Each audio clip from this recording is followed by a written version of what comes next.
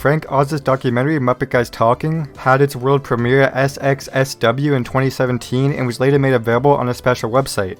It shows a conversation he had with fellow Muppets Bill Beretta, Jerry Nelson, Fran Brill, and Dave Goelz that was captured on camera. The 9-hour conversation was condensed into the final 61-minute film that was posted to the website.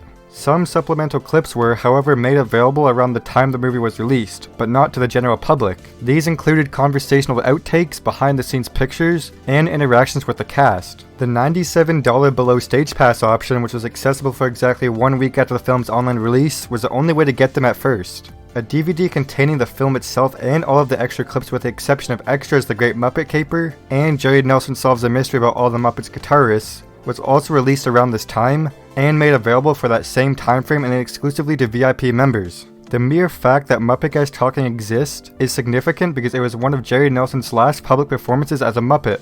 Jerry Nelson passed away in 2012, not long after the video was recorded. Unfortunately, none of the additional clips are made available outside of those 2 options after the film's release, and they were never shared online. The American game show Lingo debuted in 1987 and ran in syndication until 1988. The show was a game somewhat similar to Bingo, where 2 teams of contestants compete to complete a row of numbers and decode 5-letter words. Since then, GSN has brought the show back twice, once in 2002 and again in 2011. Although many episodes have appeared again over the years, the 2002 version's first season hasn't. From August 5th to August 29th of 2002, 20 episodes of the first season of Lingo's 2002 iteration were broadcast, and as of now, there are currently only 2 episodes available online. British comedy panel game show Nevermind the Buzzcocks has been on air for many years. It originally aired on the BBC from 1996 to 2002 and focused on pop music related trivia questions and comedy. Following a successful pilot hosted that same month, Sky announced that the show would return after a 6-year hiatus in September 2020. After enjoying a long period of success, Nevermind the Buzzcocks started to lose viewers in the early 2010s. A 2014 revamp failed significantly to increase viewership, which led to the BBC to cancel the show. The show nevertheless continued to enjoy enormous popularity, prompting Sky to consider a revival 6 years later. In September 2020, it revealed that a pilot episode with Greg Davies as host had been filmed. The pilot episode was only produced to assess whether a full series would be appropriate. Initial reports also indicate that it was never intended to be broadcast, and as of this recording, it has been kept locked away. Also, Dizzy Rascal had legal issues in 2021 and was ultimately found guilty of domestic assault a year later. This situation most likely also has an impact on the pilot's chances of coming to light. Rascal not only made an appearance in the pilot, but was also scheduled to do so in the revived series. Due to potential reputation harm, Rascal's recent conviction will probably further prevent Sky or Talkback from releasing this footage.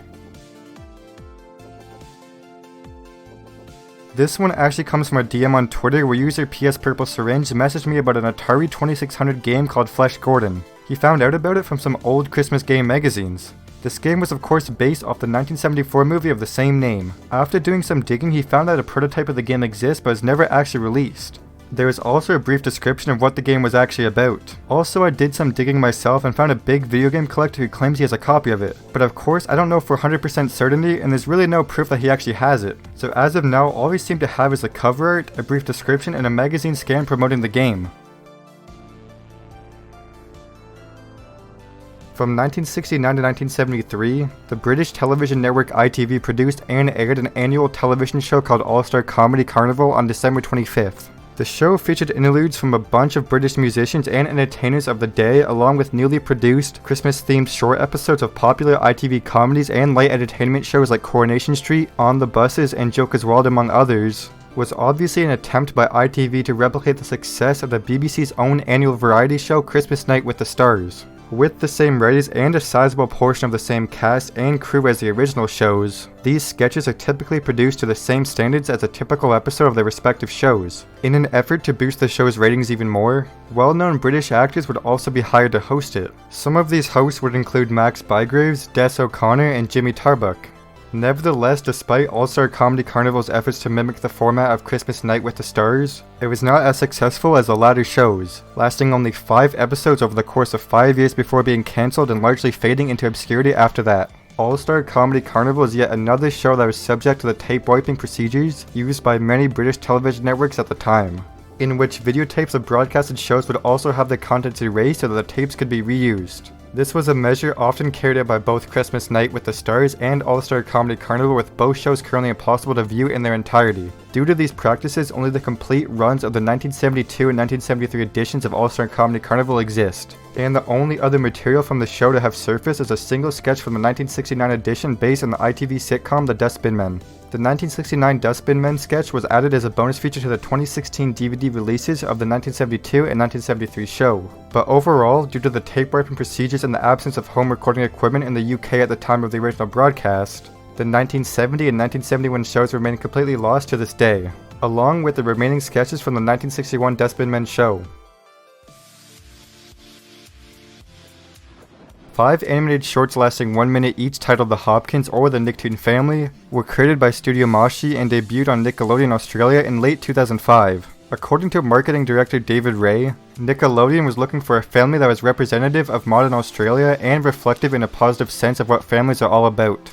Instead of debuting in October 2005 as originally planned, it debuted on the Sarvo programming block on December 16, 2005. Although no pictures or videos from the shorts have ever been found, a promotional image that provides a glimpse of the art direction has been found on Nickelodeon Australia's website. There is also an official logo that was probably applied to the episodes. Also, the portfolio of Ian Kee Ong, who provided animation work, states it used both 2D and 3D animation.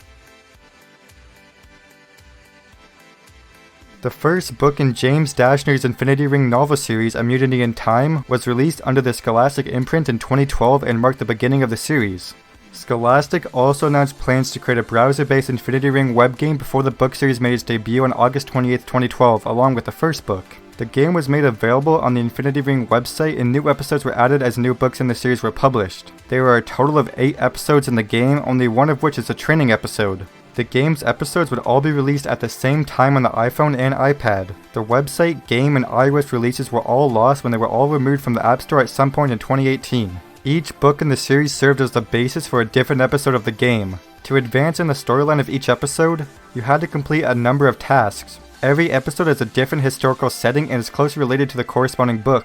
The game requests a code at a specific point in each episode, and you could only find these codes in the corresponding Infinity Ring book that the episode was based on, which was the only way to access the remaining portions of the episode. You would enter the code once you had it into the game to unlock the remaining portions of the episode. The main characters from the book series, Dak, Sarah, and Rick, were all playable characters, but the story only made sense if you had read the corresponding book in its entirety. Also, each new episode of the game was released in conjunction with the publication of a new book in the series and was accessible on the Infinity Ring website. The Unity web player was necessary for the game to run, and if it wasn't already installed, you would have been prompted to do so. A few years after the book series came to an end, Scholastic took down the official website sometime in 2018. As a result, everything related to the Infinity Ring web game was removed. Aside from a few screenshots of the game's episodes from the Infinity Ring wiki, none of the episodes were archived by the Wayback Machine and no footage of any episodes ever been made public. It is currently 100% impossible to play in any of the episodes because there are no backups available and that none of the episodes have been archived. It is highly unlikely that they will make them available to the public, and instead they'll keep them locked away in the Scholastic archives. The game is currently considered to be completely lost, and it may take a very long time before any of the episodes of this episodic browser-based web game are recovered. A 2D platformer video game titled Home Improvement Power Tool Pursuit was created by Imagineering and released for the Super Nintendo by Absolute Entertainment. Tim the Toolman Taylor, the main character of the American television sitcom Home Improvement, traveled through the sets of various other TV shows in search of a set of power tools that had been taken from him, battling his way through mummies, dinosaurs, and robots among other foes along the way. The game, which was released in November 1994 to mixed reviews from critics, is still regarded in some circles as one of the most bizarre games ever because of its silliness of its premise and content. Absolute revealed that a Sega Genesis port of the game was also in the works at the summer 1993 Consumer Electronics Show. The one image that is available suggests that this port of the game was largely identical to its Super Nintendo counterpart, with no obvious differences between the games. This version of the game was scheduled for release on a number of occasions. It was initially scheduled for October 1994 and then postponed to December, but neither date saw the game's release. The Sega Genesis version of the game would ultimately not be released, most likely as a result of the Super Nintendo version's poor sales and generally negative reviews, as well as the game's development starting very late in the Sega Genesis lifespan. The port's ROM has not yet been posted online. Instead, only various magazine previews and advertisements have come to light.